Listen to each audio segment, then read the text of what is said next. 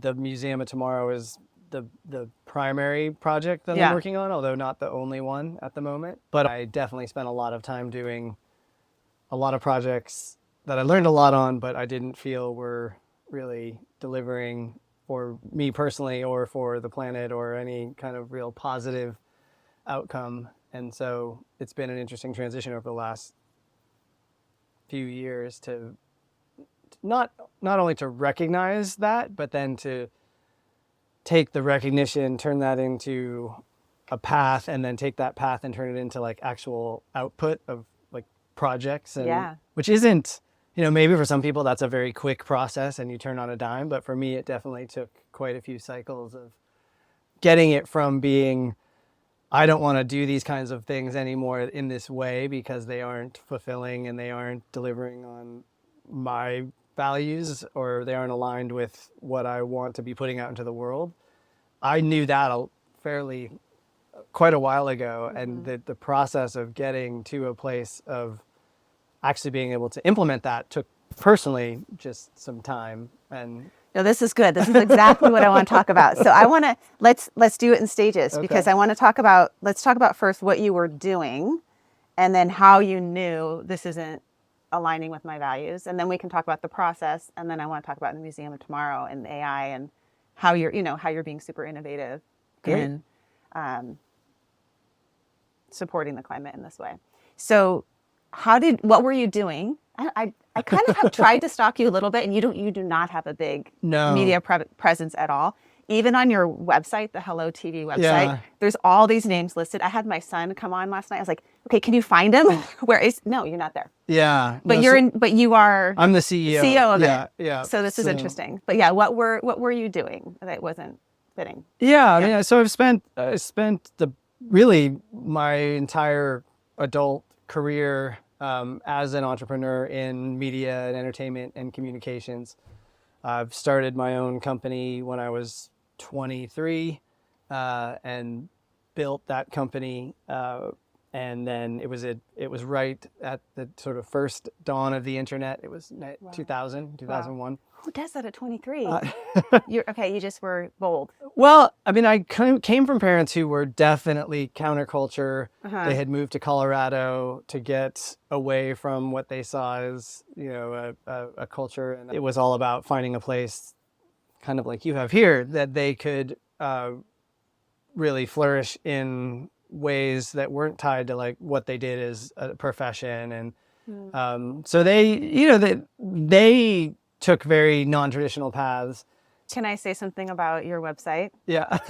Which is when you try to scroll quickly through it, it will not let you. It goes so slow. So you actually have to read. You have to read the words. And I was like, this guy is he's irritating us in a good way. That you're forcing us to actually pay attention to the story. Yeah. Thank you for saying that. It was one of those things that we I'm sure it was purposeful. And yet, it does annoy people a little bit. But I also feel like it's a mindful moment. And we're in such a we're so programmed in so many ways now through social media and just the use of our phones to move so quickly that I think it's very hard for people to actually anything that's longer than like 5 or 10 seconds is people start to glance off it, and I think that is unfortunate a lot of times because I think there's a lot of things, a lot of stories, a lot of interesting work, art, moments, ideas that cannot be integrated or understood in 5 to 10 seconds. Right. But anyways, I was doing that work kind of in a very sort of general way in terms of, it's an interesting story or it's an interesting project or it's a lucrative project. I'll do it. We'll do it. And we made a lot of successful work that way. Successful in terms of winning awards or being popular or being financially successful. But that business, both the entertainment business and the advertising business, and I was sort of one foot in either, are really difficult businesses to retain any sense of any kind of centered, grounded, purposeful approach to the work is very challenging, because when you start to peel the layers back of what you're making, it's very rare that you're making something in a way that you are proud of, as in all the people involved being treated well, and the resources you're using to make it being well used and minimally used. And then it's also, it's hard to make it in a good way.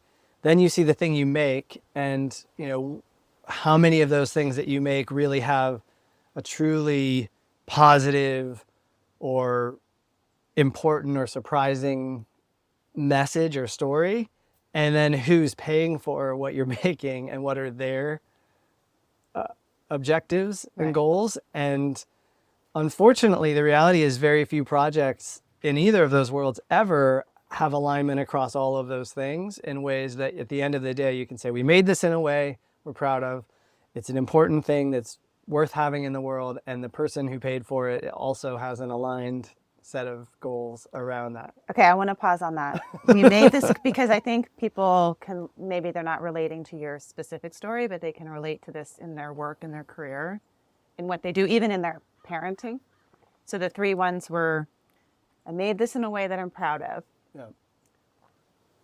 I make it in a way that are aligned with my values. And then the people that are using it. Yeah, the 3 that I think of are the sort of the process, right? Like the way you're making it, then the output, right? The thing you actually make.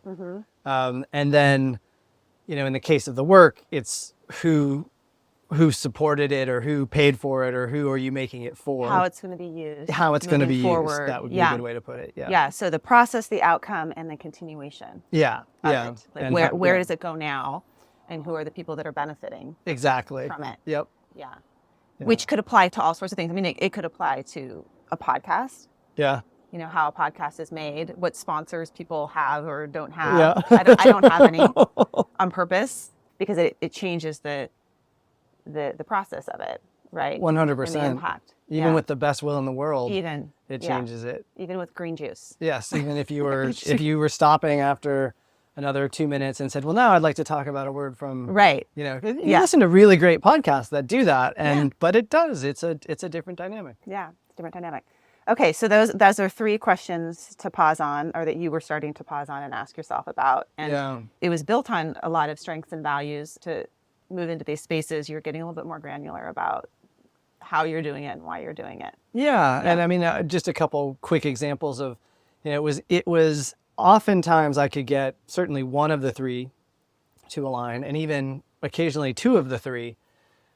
Even very recently, we did a project where we used AI and haptic technology and real-time data to basically invent a way for a blind person to experience spectating a live sporting event in a way that was completely new, and also like way more, gave them an experience that arguably was even more kind of presenced than watching it, but definitely way more presence than what they were capable or able to do previously. That's awesome. It was amazing. And it was a project that we did that, we worked with this blind gentleman named Cameron Black, who had this dream to be a sports broadcaster, never really thought it could be done. And we, using this technology and working with him, we got him to the place where he could actually commentate live on an NBA playoff game at Madison Square Garden. Wow.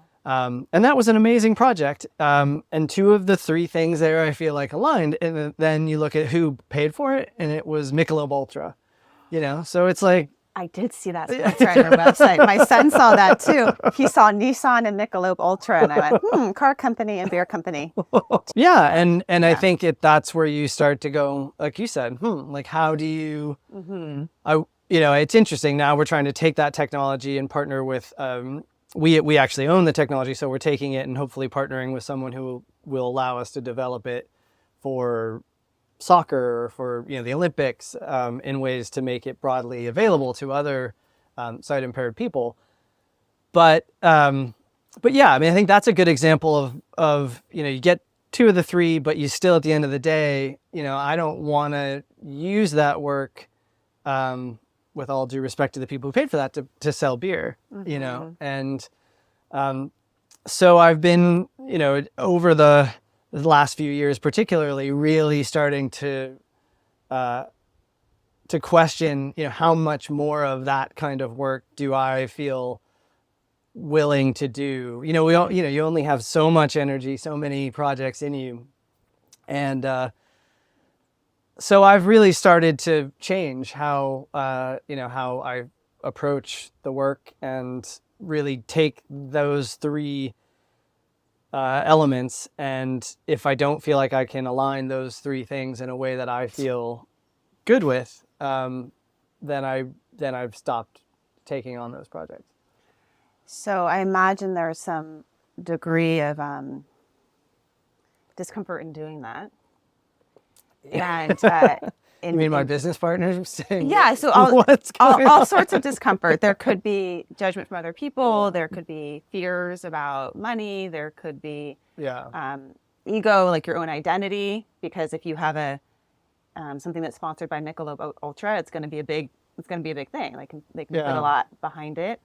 And so the type of therapy I practice, or the type of approach I use, is something called ACT, where we talk a lot about psychological flexibility, which has to do with identifying your values, where you want to go. So you have these 3 benchmarks that you're using to sort out, does a project fit those or not, in terms of the process, the outcome, and who is it serving, how is it being used, or who is it paying. And then, but to get to that point, you said it took a while to get there. So to get to that point of pursuing your values, you also have to move around and through and with obstacles. And I'm curious, what were the obstacles, or what are the obstacles that show up in making that pivot, and then how you have dealt with them. Yeah. And it may be that you deal with them in like unexpected ways, like, well, I play pickleball, or whatever it is, or I buy a house in Costa Rica. Yeah. We can talk about that too. Yeah. Yeah. Well, definitely the second one has been an important part of the process. Yeah, I mean, there's been all sorts of obstacles, not the least of which has been all of the ones you mentioned. And I will be the first to admit that that there's the sense of accomplishment when creating work like that, where it wins awards at a major event or festival, or becomes written up in a magazine. You feel so like there's validation there for sure. And, letting go of that. And then also, it's a major financial risk to have basically what we have done. And we're actually going to announce this on March 18th. So it's very good timing. Hilo, the company, is only going to do impact work moving forward. So we're basically, it's very good timing, because on March 10th, we're going to be announced to be one of the top production companies in the world of the year, which I didn't even know this when I invited you to my house. I just thought you were a cool guy. Well, thank you. Very humble. Yes. And so, we're going to try and use that as a springboard to say, hey, we're making this commitment. We're putting, we're only going to work on projects that we feel that we can, as I outlined, kind of those 3 things can align, and we'll see. I mean, I feel cautiously optimistic that will create a pull, some gravity towards us for the types of people we want to work with, the types of projects we want to do, and the types of outcomes we want to create. But it's a risk, and I don't know. And it's really, it's a blank slate, really. I mean, we have all the work that we've done to this point. We have the relationships, but it is a leap. And so tell me more about the obstacles and how you work with them, like the inner obstacles. Yeah, I mean, personally, I think the most important thing is coming to terms with the uncertainty, right? You've done something in a certain way. It's a well-worn groove. You sort of know how to do it. And sure, there's always challenges, but if you've been doing it a while, whatever it is, and you've been doing it relatively successfully, you kind of know the rules. Yeah. And there's a comfort in that, and there's sort of a stability. But once you kind of jump out of that track, there's no real playbook, I guess, or no real, you have to recreate those rules or that playbook for yourself, I think. And doing that is,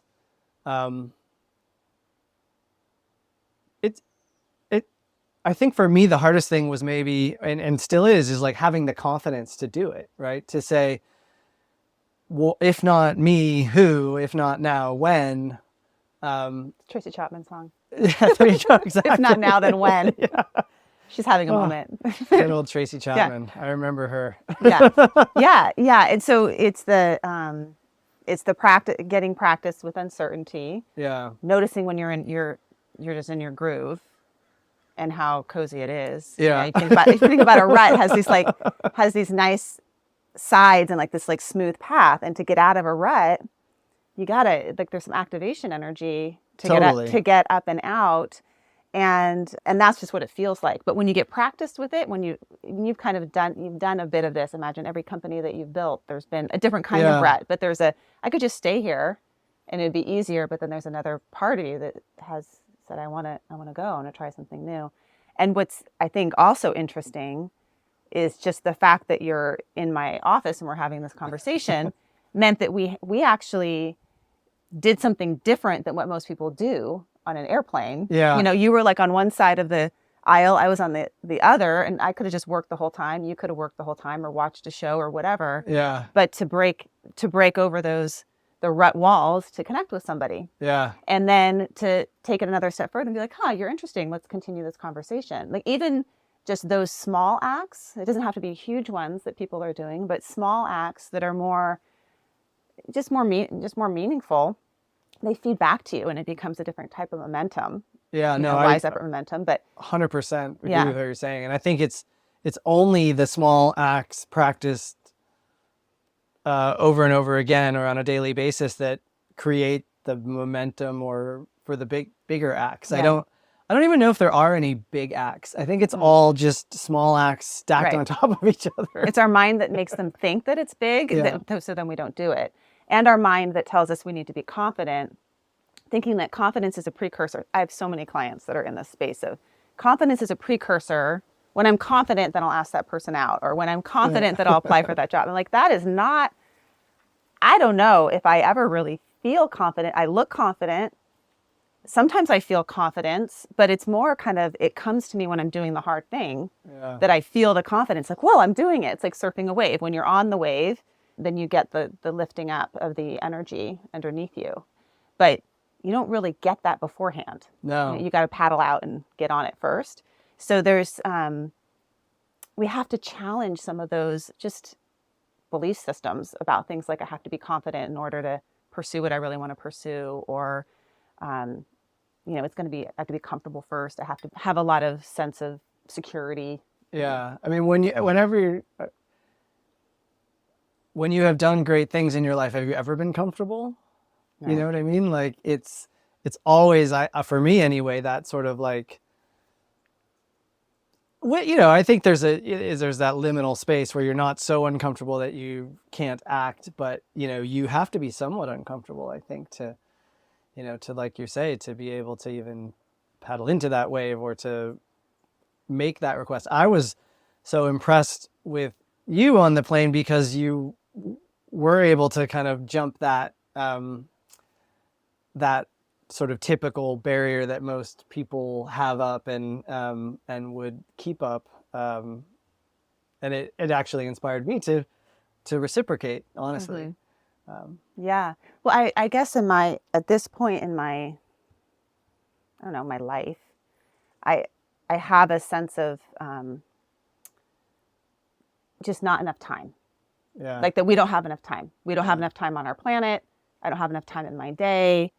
That's sort of that pressing, like waking up to impermanence. But there's a way to get into worry about that. We don't have enough time. There's also a way to actually expand your time, which is make your time more meaningful. So I could be on an airplane and think that I don't have enough time, and I could spend, those 5 hours doing things that aren't really meaningful, or I could actually spend those hours connecting with somebody, which is something that I want to do with my time. Like that's what I've chosen as my profession. It's like a profession of connection. So that's what I really value. Yeah. And I could do it in an airplane. I could do it, in the Nosara airport when we're walking those back and forth to get through customs. And everyone's like, oh, I hate this. And I'm like, all these people that are hating it, but this is like maybe an hour that you have with your family, or this is an hour to practice walking meditation, which takes about an hour. Yeah. And you can do that. Or it's an hour, how are we using our time in a way that actually makes it just so that you feel more engaged in your life?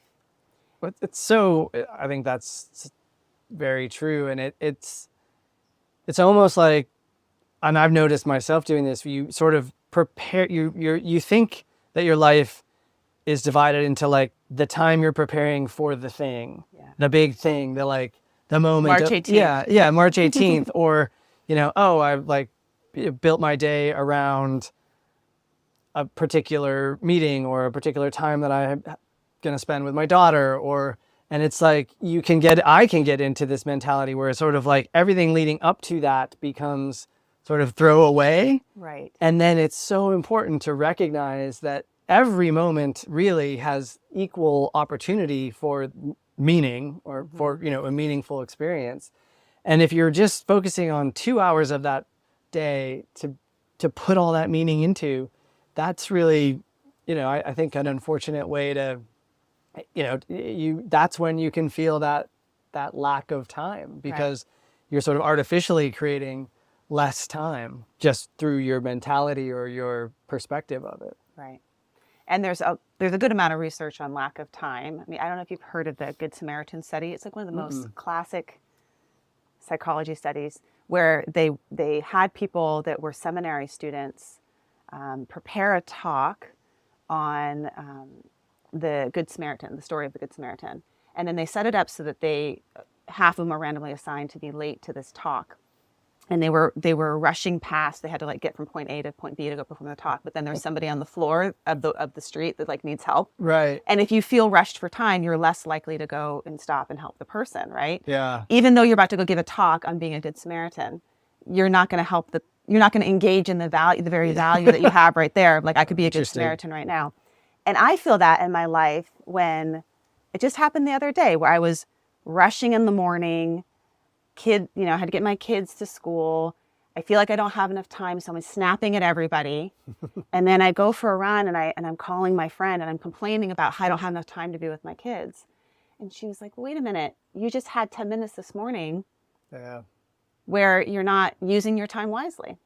And not to judge me, just a good friend, just to point it out. Like, you're complaining about, you're feeling bad that you don't have enough time, and then you're snapping at people.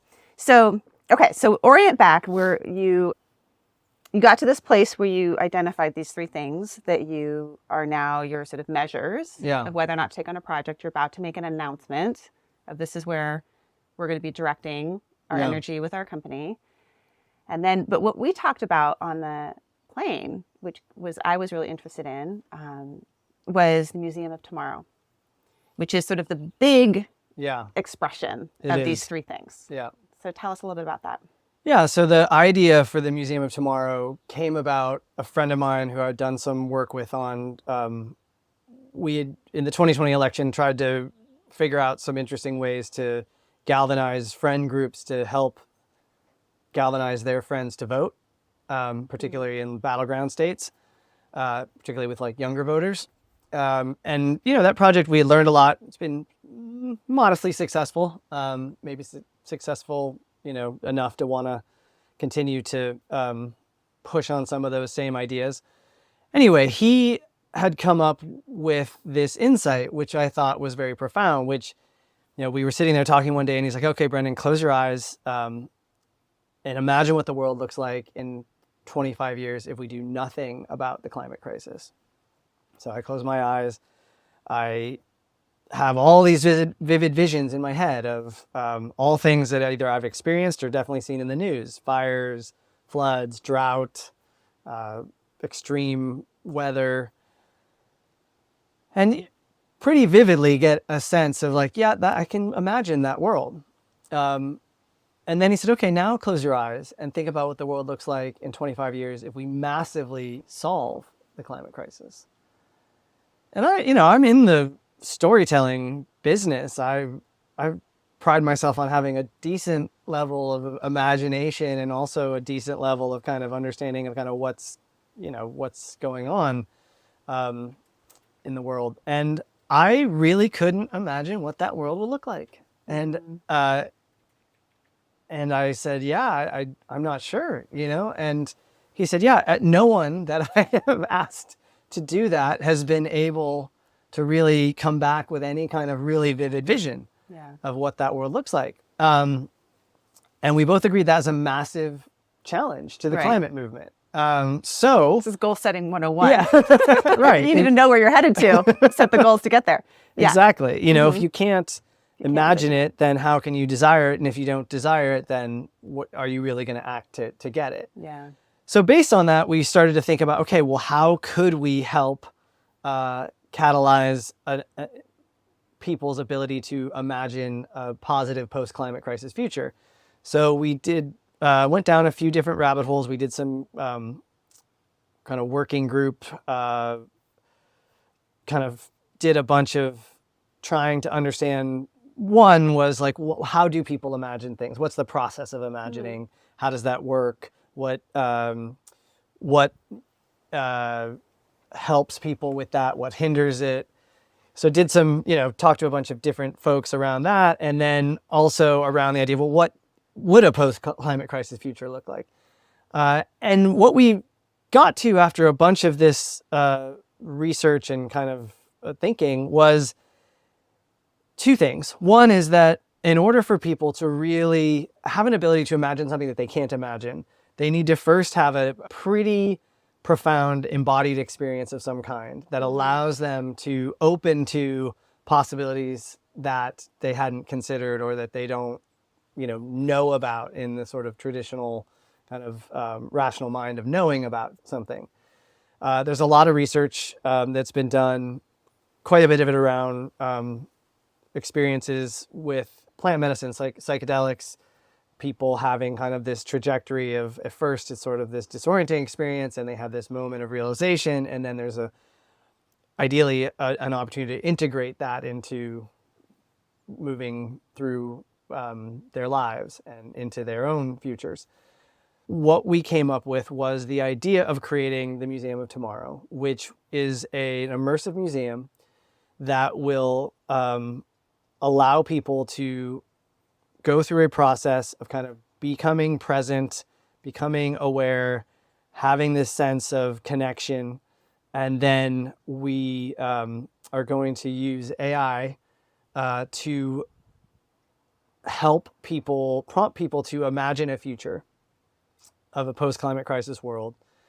We're also going to use that AI will be trained on both what are the actual practical solutions, possible futures that we can actually achieve. So it's not just fantasy. Yeah, it's not fantasy. It's not meant to be, 200 years out fantasy world. It's meant to be real possible futures that, each of us in our lives can experience. And then, because AI has such power to do two things. One, it can be extremely personal. So when this, we're calling it Earth AI, when it prompts you, Diana, it would say, it would learn from the conversation with you very quickly kind of what you like to go running and you like the pink tree out your window. Yeah. Exactly. Things like and that. You want birds of paradise in your room. Yes. Yeah.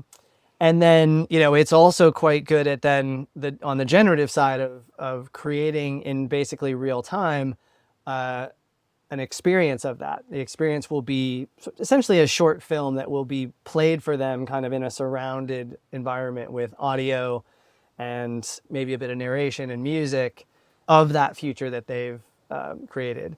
And so that will be kind of the first part of a two-part process that the museum will help people through. So the first is you and I each individually imagine a future based on kind of our hopes and dreams and desires and, where we are, where we live, who we are, what we care about.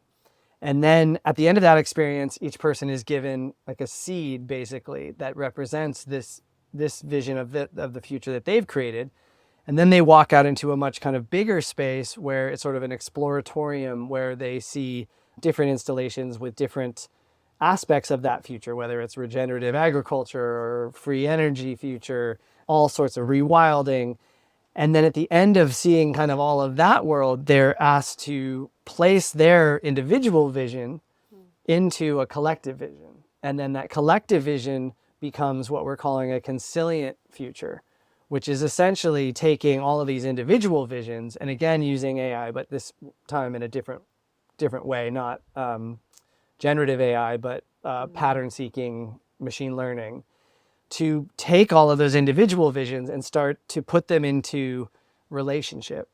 And then by creating those relationships between those individual visions, what the AI is quite good at actually is starting to connect those things in interesting ways that we as individual human thinkers can't really do.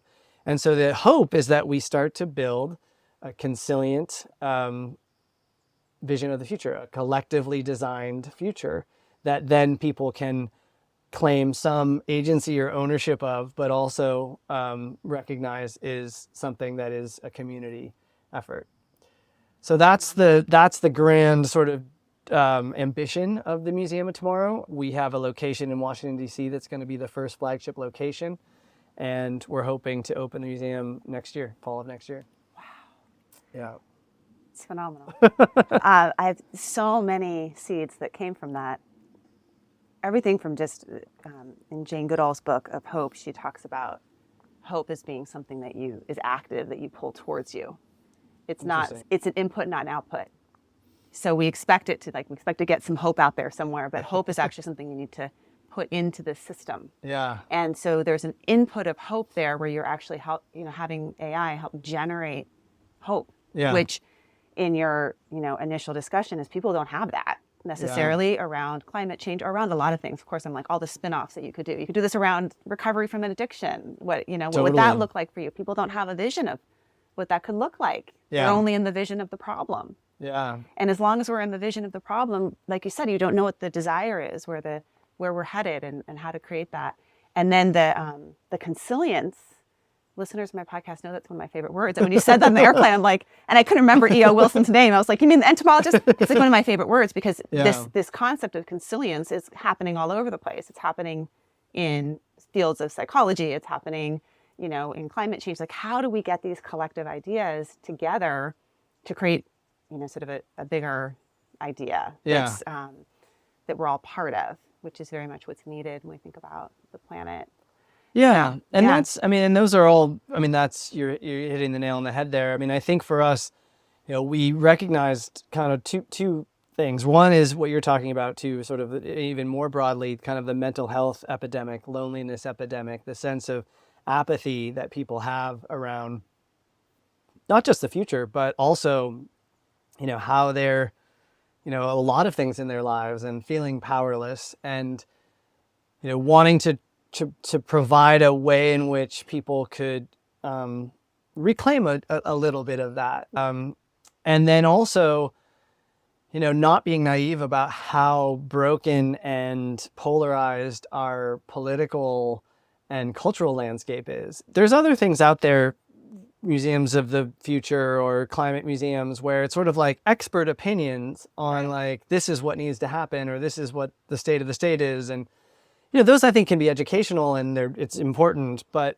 I truly believe that unless people feel like this is coming from them and of them, they aren't really going to trust it because of how difficult it is in our world to have any kind of sense of shared meaning. And sense making has become almost impossible for people of different sort of political perspectives or different worldviews. And so the idea here is that we're not asking people to accept somebody else's worldview. We want them to really express their own perspective and then see how that might connect in surprising ways to people they would never have thought that they did have commonality with. Yeah. Again, those are all lofty ambitions, and we're aware of how challenging it will be to even begin to impact all of those things in a positive way. But that's part of the excitement of the project, and also I think the urgency is of how really existential all of these things are at this point for our planetary health and for our civilization. Yeah. With the urgency is actually often when we need to slow down the most and be more careful, right? So if you ever watch a physician in the ER, they are not running. They are slow and careful and deliberate. And I'm part of a project, we had talked a little bit about this with Alyssa Epple, where it's a UC-wide project where she's has a number of really great teachers and mindfulness teachers and climate leaders coming in to work with college students who have some degree of distress, but are also most likely in positions where they're going to be pursuing a career or a degree in environmental studies or things like that. And the whole project is around helping them make contact with the pain, with the suffering, how to practice mindfulness, how to take care of themselves, like all these things that feel like, okay, how is that actually going to change their actions? But it's actually necessary. Just like hope is necessary, or having a vision of where you want to go or where you want this to be is necessary. And these, what you're designing also has an element. Have you heard of motivational interviewing? Have you? No. Okay, these are all. So you're like a natural. You're using psychological principles. Maybe it's just like intuitive or people that you're consulting with. But motivational interviewing is it's like the primary evidence-based, I don't know, treatment or approach to people that don't have motivation to change. So it's the approach that will be used like to negotiate hostage releases. Okay. But then it's also what's used in treatment centers for like methamphetamine, right? So it's motivational interviewing has to do with how do you get someone to motivate to change when they're not motivated? Right. Oh, interesting. I definitely. And there's a whole science to it. Yeah. And the whole science to it boils down to how do you get them to have their own reason? Yeah. Okay. How do you tap into the individual, as opposed to what we usually do is we give a lot of reason giving of why you need to change. And anytime anyone is like, here's why you need to change, resistance comes back. Here's why I don't need to change, or here's why you didn't get it right. Right. So there's an aspect of that making it very individualized and very coming from that intrinsic inner reasons of each individual, which is going to be different. Like one person's reason to stop drinking is different from another person's reason to stop drinking. But if you don't get their reason to stop drinking, just tell them it's good for you or to exercise or whatever, you're going to get nowhere. Yeah. And same with climate change. So you're tapping into some really important psychological principles that I think will work. Yeah, no, that's really exciting to hear. And I definitely need to learn more about motivational interviewing, because I think that's exactly what we're looking to use the AI in a way that helps uncover exactly that, their reason, their future, their reason to have a positive post-climate crisis future. And it will be different for every person. For some people, it might be imagining, their community in a, sort of vibrant and abundant way. For other people, it might be something very specific, an activity that they love, or, their children, or, you don't know and until you can kind of get to that. And then I think once you can get to that, if they can actually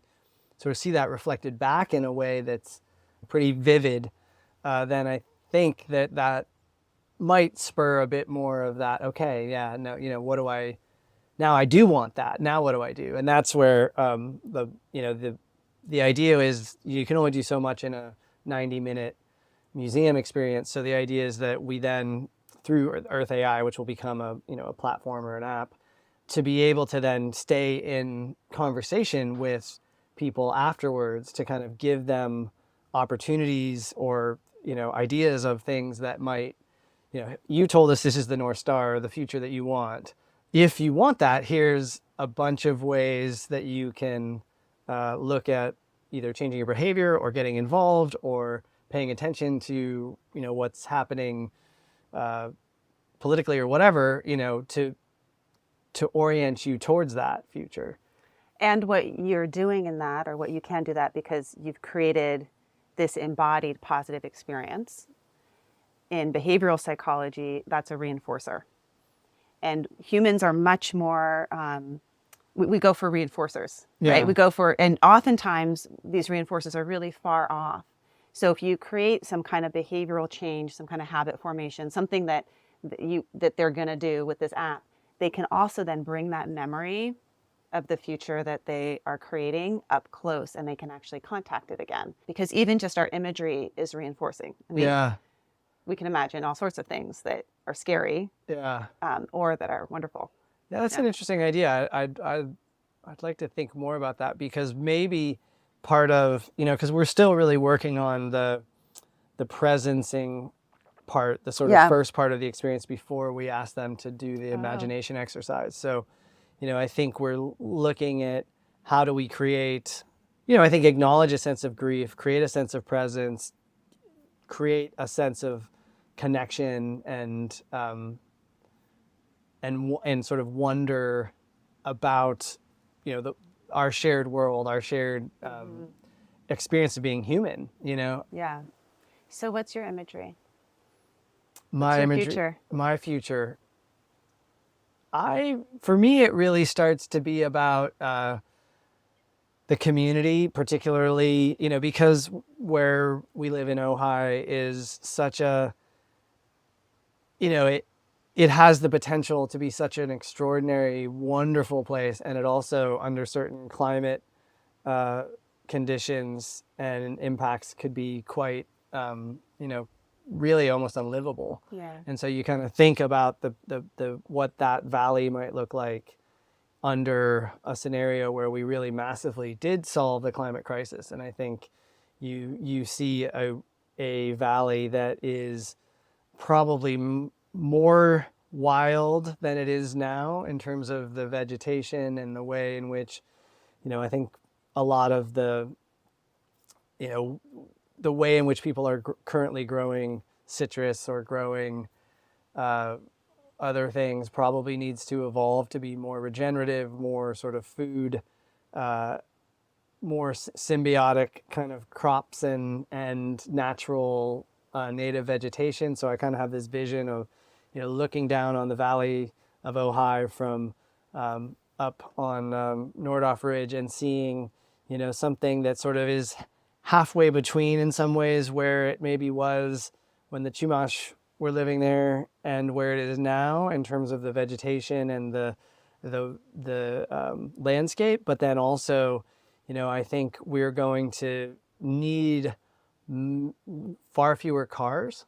So it's going to be a place where there's a lot more space for people to be walking and riding bicycles and children playing in what are now like busy streets with traffic going by. I think a lot of that will disappear.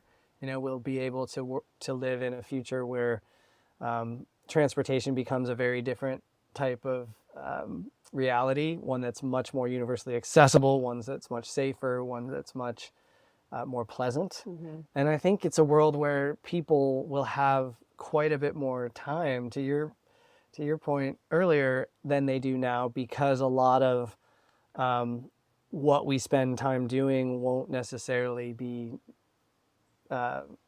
we won't be forced to do those things in the same way. I mean, even the idea of work probably evolves quite dramatically.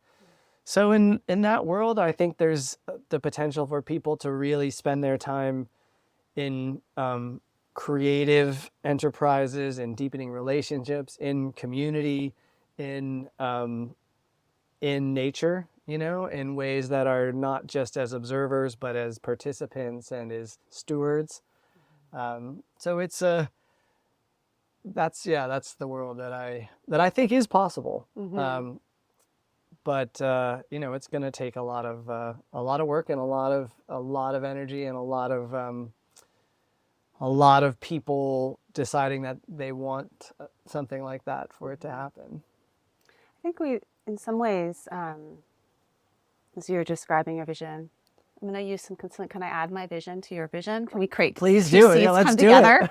Because my vision is very similar. I relate. I mean, I live in similar geography as you. And there's another aspect of community around sharing of stuff. Yeah. like my kid is going backpacking. Do I need to go to REI and buy a new backpack? Or can I find someone in my community that has a backpack? Yeah. And I don't have to house that backpack at my house because she houses it at her house, which is bigger than my house and has more storage.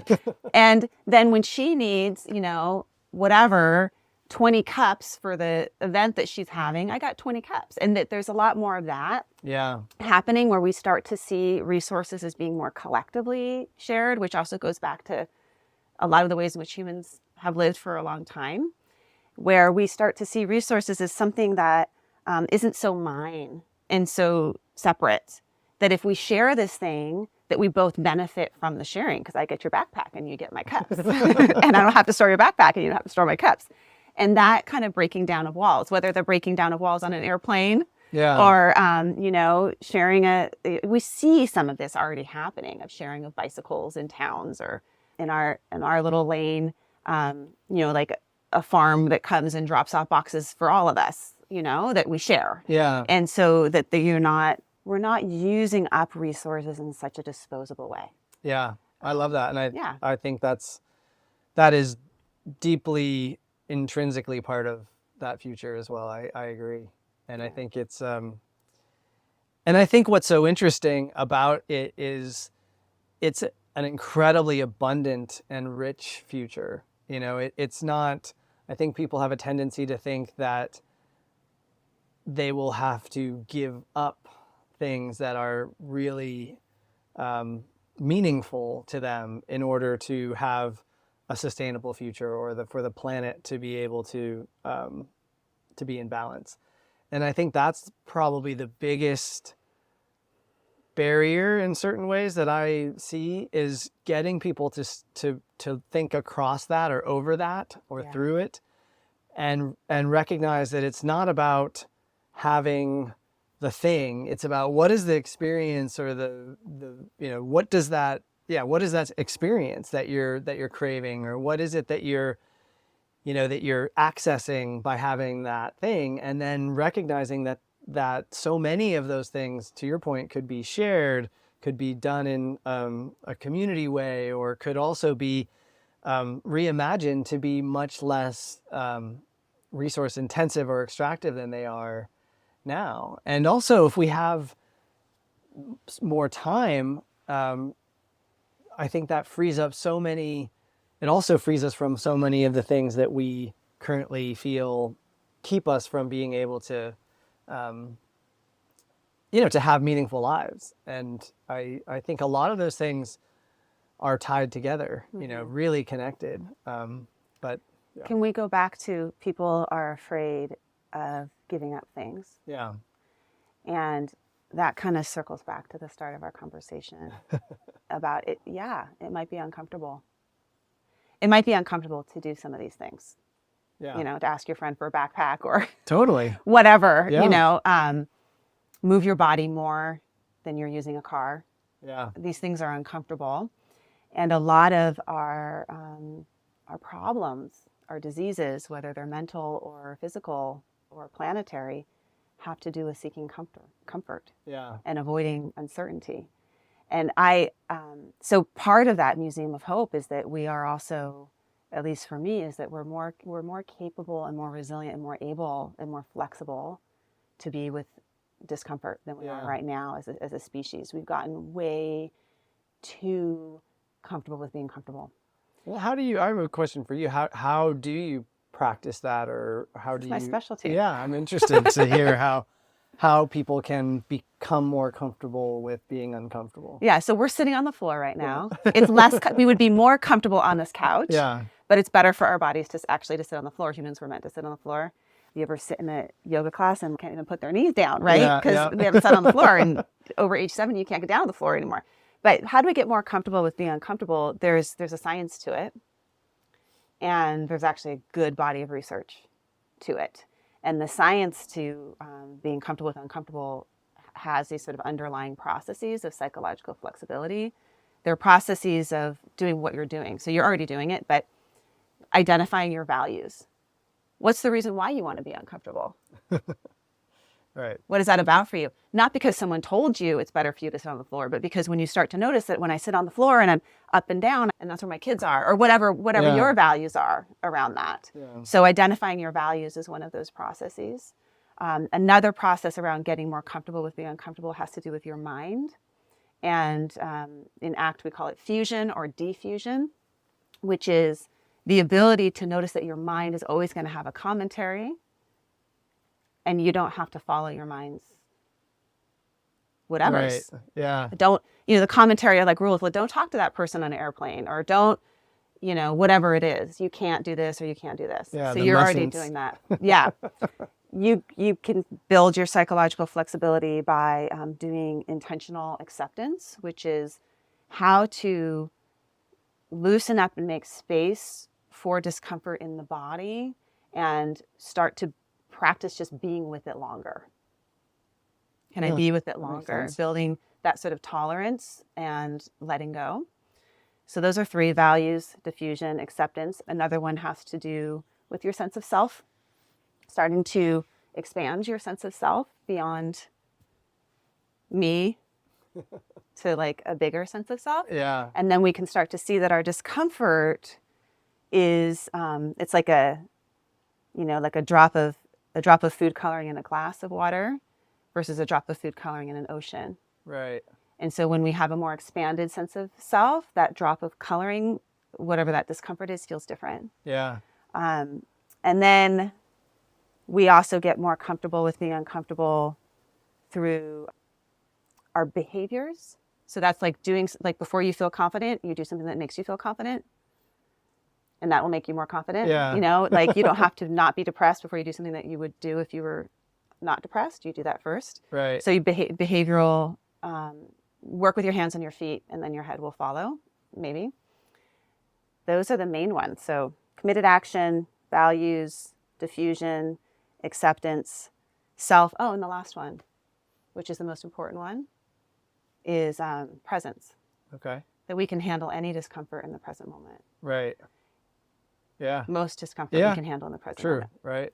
So there's a whole science to it, and there's a whole body of research around each of those individually, but also those collectively as skill sets that we can develop. And what the research is showing around psychological flexibility is that it's beneficial across a lot of different domains. So whether you're an Olympic athlete and you need to get comfortable with being uncomfortable in order to perform well at your sport, right, or you have a serious anxiety disorder and you need to get comfortable with being uncomfortable in order to leave your house, that these psychological flexibility processes are you can get trained people on to be able to start to make those small moves that become a big move. That's amazing. The dropper in the glass versus the dropper in the ocean, I think, is a really profound one that I think we're also looking at that from the perspective of recentering nature and the more than human world as part of what I think is a necessary precursor to imagining this future, because we're so focused on, ourselves or our discomfort or comfort. And we, I think that makes us pretty myopic about the reality of what it is to be in relation to other people, to communities, to the more than human world. And I think once you open yourself to that and sort of can contextualize your place, it doesn't make it feel meaningless or less meaningful. In fact, it makes it all feel much more meaningful. But it also, to your point, the discomfort then doesn't become so central. It becomes more diffuse or more, part of the bigger ocean. Yeah, absolutely. Well, thank you. Yeah, thank you. Phenomenal conversation. Thank you so much for listening to this episode of the Wise Effort podcast. Wise Effort is about you taking your energy and putting it in the places that matter most to you. And when you do so, you'll get to savor the good of your life along the way. If you would like to become a member of the Wise Effort podcast, go to wiseeffort.com. And if you like this episode and think it would be helpful to somebody, please leave a review over at Podchaser or call me at 805-457-2776. I would like to thank my team, my partner in all things, including the producer of this podcast, Craig, Ashley Hyatt, the podcast manager, and Yoko Nguyen, who is the social media manager. And thank you to Ben Gold at Bell and Branch for our new music. This podcast is for informational and entertainment purposes only, and it's not meant to be a substitute for mental health treatments.